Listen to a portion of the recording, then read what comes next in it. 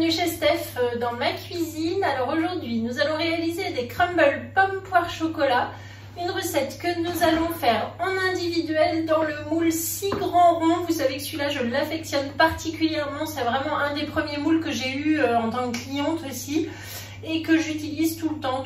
J'en ai deux, ils sont top ces grands ronds parce qu'on peut faire plein de choses dedans. Donc c'est parti, je vous montre la recette. Le moule 6 grands ronds est posé sur la plaque en alu. On aura besoin du coupe-pomme avec un éplucheur, le cul de poule avec une spatule double embout.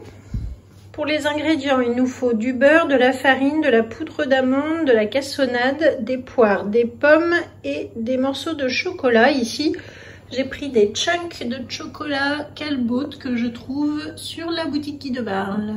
Alors pour commencer, dans un cul de poule, je vais mettre 125 g de beurre mou. Donc vous voyez, il faut qu'il y ait une consistance vraiment de beurre mou mais pas fondu pour le crumble.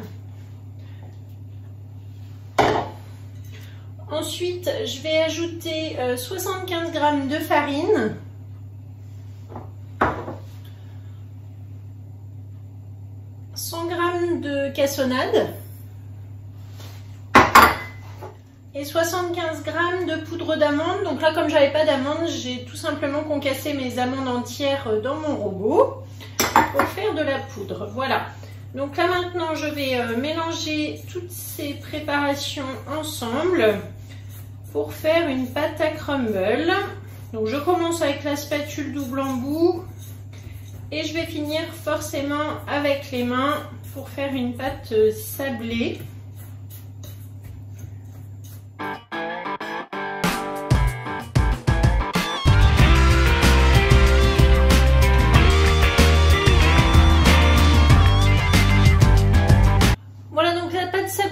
Au réfrigérateur le temps de préparer les fruits. Donc ici pour les fruits, j'avais des poires qui étaient mûres que j'ai épluchées. Donc là ça fait 3 jours qu'elles sont sous vide, sous BeSafe, donc je vais pouvoir les utiliser. Et des pommes que je vais couper grâce à mon coupe-pomme qui est ici. Donc pour éplucher les pommes, toujours la même technique, je prends le haut comme ça, une rondelle, le bas de la pomme, une rondelle. Et ensuite, j'ai plus qu'à faire des bandes pour retirer toute la peau. Donc ça, c'est vraiment une petite astuce du chef, facile pour éplucher vos pommes. Ça va beaucoup plus vite comme ça. Voilà.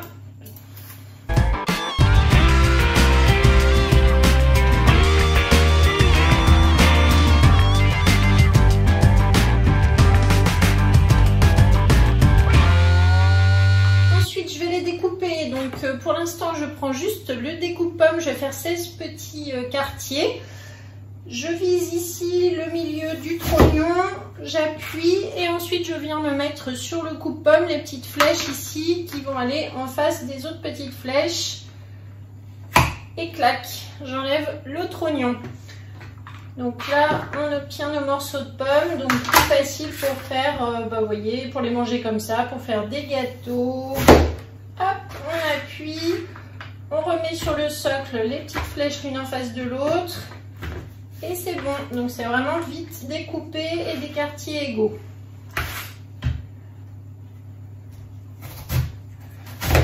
J'ai pris des pommes différentes pour avoir un petit peu un mélange de saveurs. Clac, voilà. Alors ensuite je vais découper des morceaux avec mon couteau à pâtisserie, le petit couteau, voilà, hop, et répartir donc dans mes 6 empreintes.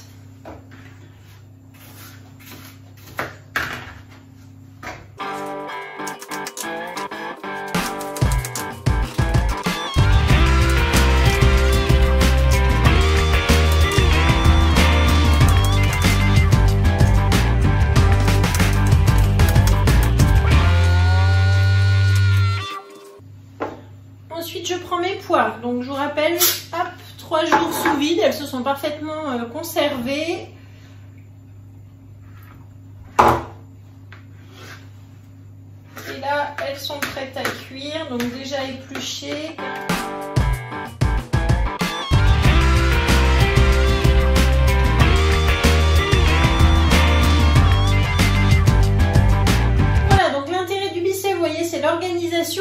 étaient déjà prêtes, j'ai plus qu'à les découper. Hop, je les mets dans mon moule. Je vais ajouter 100 g de chunk de chocolat. Donc vous pouvez concasser du chocolat. Moi j'ai ces petits morceaux là de chocolat qui sont déjà prêts, c'est idéal. C'est plein de petites astuces que vous trouvez comme ça dans les produits d'épicerie de la boutique, vraiment sympa à utiliser. Je les prends aussi pour mettre dans des gâteaux, je les prends pour mettre sur des cookies par exemple. Voilà, ça les enfants en sont fans de ces petits chunks. Ici c'est du chocolat au lait parce qu'ici à la maison on préfère. Voilà. Donc là, poire, pomme, chocolat, c'est vraiment très simple. Et ensuite, j'ai récupéré ma pâte, donc la pâte à crumble que je vais venir tout simplement hop, mettre sur le dessus.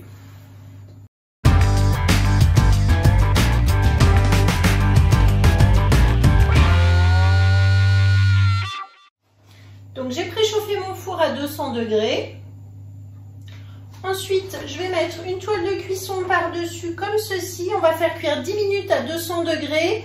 Et au bout de 10 minutes, je retirerai ma toile pour le mettre environ 20-25 minutes, toujours à 200 degrés. Et on se retrouve pour le démoulage.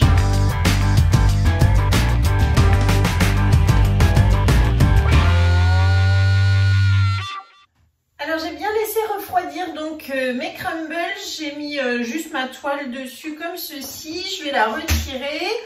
On en a déjà mangé 3, donc je vais vous montrer le démoulage pour les 3 suivants. Donc quand c'est bien froid, c'est vraiment facile. Je prends mon petit racloir rose et hop, je bascule directement sur mon racloir.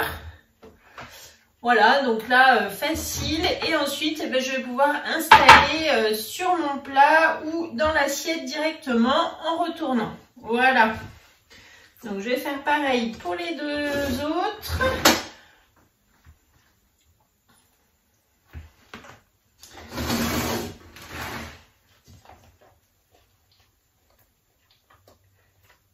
On laisse glisser sur le racloir. Vous voyez, comme ça, on l'a bien en main.